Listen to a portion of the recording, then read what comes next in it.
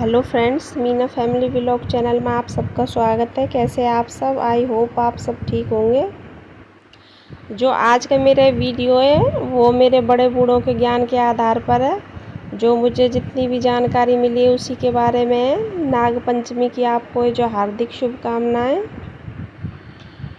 आज के दिन है जो हम नाग नागिन की जोड़े में विशेष पूजा कर करके हमारे जीवन की तमाम समस्याओं से छुटकारा पा सकते हैं। और आज के दिन है जो नाग पंचमी का मुहूर्त है सवेरे 5:29 से लेकर के 8:49 तक का है और इसमें हम पूजा कर सकते हैं। हमारे गांव में जो सवेरे घर के आंगन को गाय के गोबर से लीप करके जब तक पूजा नहीं कर लेते तब तक है जो चूल्हा भी नहीं जलता है। आज के दिन है जो नाग पंचमी पर अगर हमें शिवालय में जा कर के मिट्टी के नाग नागिन बना करके चढ़ाते हैं तो काफ़ी हद तक हमारा चंद्र ग्रह प्रबल होता है। और नाग पंचमी के शुभ अवसर पर अगर हम नाग नागिन की हमारे घर में ही पूजा करते हैं तो हमारे जिनके राहु केतु का असर चल रहा है कुंडली में और काल सर्प दोष चल रहा है तो वो भी काफ़ी हद तक पूजा में हमको गाय का दूध, अक्षत, कुमकुम, हल्दी लेनी चाहिए, पुष्प वगैरह लेने चाहिए और वो चढ़ाने चाहिए। और आज के दिन जो अगर हम इनका जोड़ा है जो जल में विसर्जित करते हैं तो काफ़ी हद तक हमारे जिन्होंने जो सांपों को मारा है अपने जीवन में काल सर्प दोष और बहुत सारे जीवन की समस्याओं की समाप्ति हो जाती है। तो हमें नाग पंचमी पर मैंने भी घर में पूजा करी है। थोड़ी सी आप देखिए मैंने कैसे मिट्टी के बना करके नाग नागिन ने जो पूजा करी है। आप भी ऐसे घर में बना सकते हैं। सबसे पहले हम मिट्टी ले लेंगे थोड़ी सी जो तालाब वगैरह की शुद्ध, जौ का आटा भी ले सकते हैं, उसकी भी है जो हम नाग नागिन का जोड़ा बना सकते हैं। और ये थोड़ा सा सामान है पूजा का। इसमें मैंने जो मिट्टी में घी मिलाया है और अब नाग नागिन का जोड़ा बनाऊंगी। खड़े नाग नागिन नहीं बनाते, लेटे हुए नाग नागिन बनाते हैं, उसी में बस इनकी पूजा होती है। और हमारे जीवन में धन संपत्ति, संतान, सुख, सारा सब कुछ हमें मिल जाता है। हमारे गृह शांति भी होती है। तो बस अब मैं यही बना रही हूँ। मिला करके मिट्टी में इसको है जो अच्छे से मिला लेंगे। मिट्टी भी ले सकते हैं, इसके अलावा जौ का आटा लेकर भी बना सकते हैं हम। मैंने तो मिट्टी ली है। अच्छे से इसमें डाल लेंगे तब तक ये बिल्कुल अच्छे से नहीं मिल जाए। देखिए ये अच्छे से बिल्कुल मिल रहा है, इसमें मिल गई है मिट्टी में घी है जो। और अब हम इसको लेकर के बस बनाना शुरू कर देंगे। ये मैंने जो लेटे हुए नाग बना दिए हैं, ये हमारे नाग बन गए और ये नागिन बना दिए। नागिन थोड़ी छोटी बना रही हूँ क्योंकि ये छोटी रहती है, इनकी जोड़े में ही पूजा होती है तभी जा कर के फल मिलता है आज के दिन है जो। और वैसे तो शुक्ल पक्ष की पंचमी पर इनकी विशेष पूजा होती है। अगर सावन के 4 सोमवार आते हैं उसमें हम इनका जोड़ा बना करके विसर्जित करते हैं जल में तो काल सर्प दोष से हमको काफ़ी हद तक राहत मिलती है। बाकी की सब अपने तरीके से कर सकते हैं। जिन्होंने कई बार क्या होता है जाने अनजाने हमारे हाथों से सांप मर जाते हैं तो उसका बहुत बड़ा दोष लगता है हमारे कुल पर, तो उससे भी राहत मिलती है इनकी हर पंचमी पर शुक्ल पक्ष की पूजा करने पर। और इसको जो वैसे बना लेंगे अच्छे से तरीके से। देखिए कितने अच्छे से बन गए हैं ये। और ये थोड़ा सा काजल है, ये काजल लेकर के जो हम इनकी आँख बना लेंगे दोनों की है जो। देखिए और ये अब नागिन की आँख बना लेंगे और थोड़ा सा इनके काजल और शरीर के अन्य भाग पे लगा देंगे। और देखिए कितने अच्छे से नाग नागिन बन गए हमारे। और अब इनका है जो गाय सबसे पहले जल से अभिषेक कर देंगे और फिर इनके ऊपर गाय का फिर कच्चे दूध चढ़ा करके अभिषेक करेंगे। ओम नमः शिवाय, ओम नमः शिवाय। और अब जो इनकी गाय के घी का दीपक जला करके अब इनकी आरती कर लेंगे, धूप बत्ती वगैरह कर देंगे और पुष्प वगैरह हैं वो चढ़ा सकते हैं। अक्षत रोली चावल हैं जो, और मैंने बस इस तरीके से पूजा करी है, बिल्कुल गांव के तरीके से। और कई बार है जो गुलगुलों का भोग भी लगाते हैं। बस अब ये धूप बत्ती जल गई और बस इनकी पूजा कर देंगे। ओम श्री नाग देवताय नमः। ओम। तो मैं बता रही हूँ कि इनके भी ये जो अष्टकुल होते हैं, जिसमें जो वासुकी नाग, शेषनाग जी, करकट, अनंतनाग, तक्षक।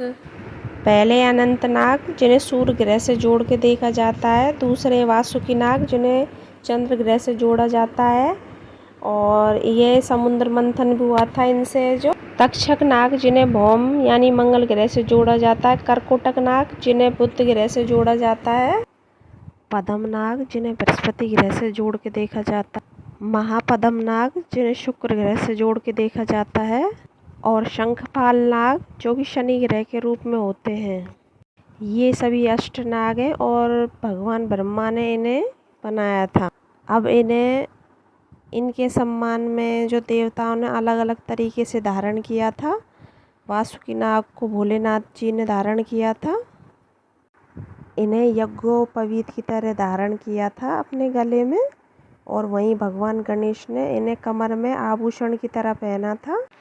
वहीं विष्णु भगवान जिन्होंने नागों की शैया बनाकर इनको सम्मान दिया था, शैया के रूप में जो शेष नाग हैं, जो बलराम जी का अवतार, उन्होंने हमारी पृथ्वी को जो अपने फन पे धारण किया है। इसीलिए जब भी हम कोई पूजा पाठ करते हैं तो नाग देवता से विनती करते हैं। सबसे पहले भूमि पूजन वगैरह करते हैं, तो इनसे प्रार्थना करते हैं, आसन लेते हैं। नहीं तो हमारी पूजा का फल सारा जो है ये नाग लेते हैं, क्योंकि इन्होंने ही अपने फन पर है जो धरती को धारण कर रखा है, और बिना आसन के जो सारी पूजा का फल है जो नाग देवताओं के पास चला जाता है। इस वजह से आसन लेते हैं, और इनकी पूजा है जो उनके देवता हैं उन्हीं के साथ की जाती है, अकेले में नहीं होती है कभी भी ये जो। और आज के दिन जो भोग में जो दूध में जो मिश्री मिलाकर गाय के कच्चे दूध में सब परिवार के लोग लेते हैं। सूर्यास्त से पहले जो भी है जो पूजन सामग्री है उसे लेकर के विसर्जित कर देना चाहिए जल में जो नाग नागिन के जोड़े को। आज के दिन इसी तिथि पर है, नाग पंचमी की तिथि पर, जो कालिया नाग थे, देह में से श्री कृष्ण जी ने उनको निकाला था और यमुना के पास में जो रहने वाले व्रज के लोग थे उनको उससे जो मुक्त किया था, क्योंकि वो जो पूरे जल में जो विष घोल करके वहाँ के जीव जंतु और के जो लोगों को बहुत जो परेशान करता था। तो श्री कृष्ण ने वहाँ से कालिया देह में से उसको निकाला था। पहले तो बहुत प्रताड़ित किया था, फिर उसके बाद में उसकी रानियों के द्वारा क्षमा याचना करने पर उसको छोड़ दिया था। महाभारत काल में जो तक्षक नाग रहते हैं, जो कि अभिमन्यु के एकमात्र पुत्र परीक्षित को डस लेते हैं, इसका कितना सुंदर वर्णन है। और जब महाभारत के समय में भीम को जो दुर्योधन ने विष की खीर खिला दी थी और उन्हें जो हाथ पैर बांध करके नदी में डाल दिया था, तो वो वहाँ से पाताल लोक से अपने ननिहाल में पहुँच गए थे, जहाँ पे उनका जो नागों ने जहर उतारा था। कितना अच्छा सुंदर वर्णन है। तो नागों का जो विशेष महत्व है, ये पाताल में निवास करते हैं। आज के दिन अगर हम इनकी विशेष पूजा करते हैं तो हमारे जीवन पर इनका आशीर्वाद बना रहता है और हमारी तमाम समस्या दूर हो जाती है। मैं आज जो इनकी कहानी भी सुनाऊंगी, ये जो नाग पंचमी पर इनकी क्यों पूजा की जाती है।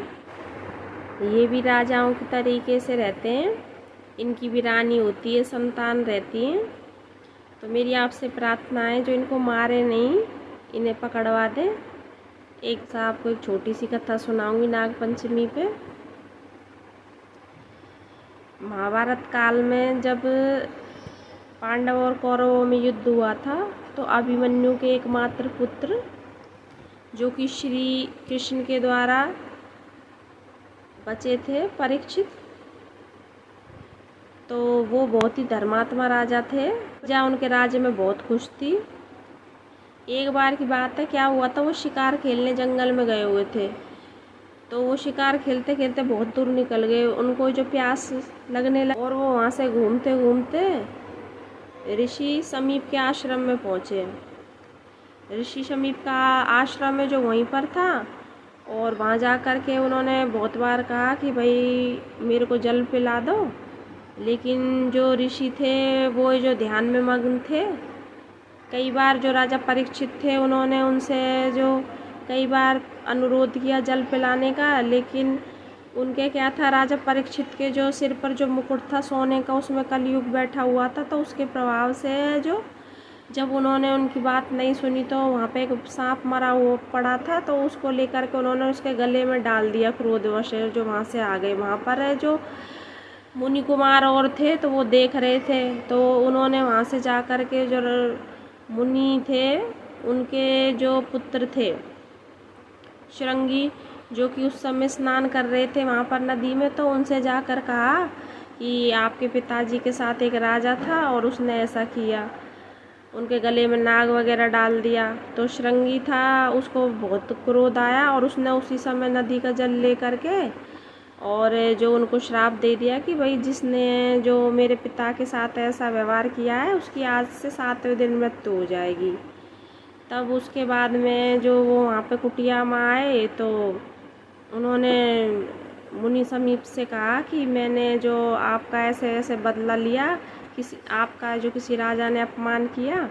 तो जो मुनि थे उन्होंने जो अपनी दिव्य दृष्टि से देखा कि कौन जो राजा आए थे, तो उन्होंने देखा कि ये तो राजा परीक्षित है। तो उन्हें बड़ा ही बुरा लगा। उन्होंने कहा कि जो सब कुछ हुआ है वो अनजाने में हुआ है और हम तो उन्हीं के राज्य में रह रहे हैं, तो तुम्हें ऐसा नहीं करना चाहिए। तो उन्हें बहुत भला बुरा कहा, लेकिन तो श्राप तो मिल चुका, तब क्या हो सकता है।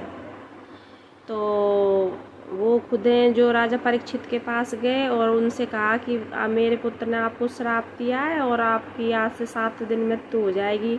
अब श्राप है वो तो बदला जा नहीं सकता। तो राजा परीक्षित ने कहा कि ऋषिवर मेरे को क्या करना चाहिए अब इन 7 दिनों में। तो उन्होंने कहा कि आप जो भगवत सुनिए भगवत गीता। तो 7 दिन तक उन्होंने भगवत गीता सुनी। उस समय में क्या होता था कि जैसे सांप का जो जहर झाड़ने वाले रहते हैं वो रहते थे, उन्हें पता चला कि भाई राजा को 7वें दिन है जो नाग काटेगा, तक्षक नाग। और जो वो लोग हैं जो वहाँ पहुँच गए जहर झाड़ने के लिए। तो वहाँ पे रास्ते में उनको तक्षक नाग मिले, तो उनसे पूछी कि भाई आप कौन हो। और भाई हम तो राजा है जो उसको नाग काटेगा और हम तो जहर झाड़ने जा रहे हैं। तो तक्षक नाग ने कहा मैं तुम्हें जब जानूंगा जब आप जो यहाँ पे ये पेड़ है इसमें मैं जहर डाल दूंगा, तब जानूँ जब आप इसको हरा भरा कर दो। तो उसने कहा हाँ हम मंत्रों से हरा भरा भी कर सकते हैं। तो तक्षक नाग ने उस पेड़ में जो जहर डाला, वो पेड़ है जो विष के प्रभाव से सूख गया।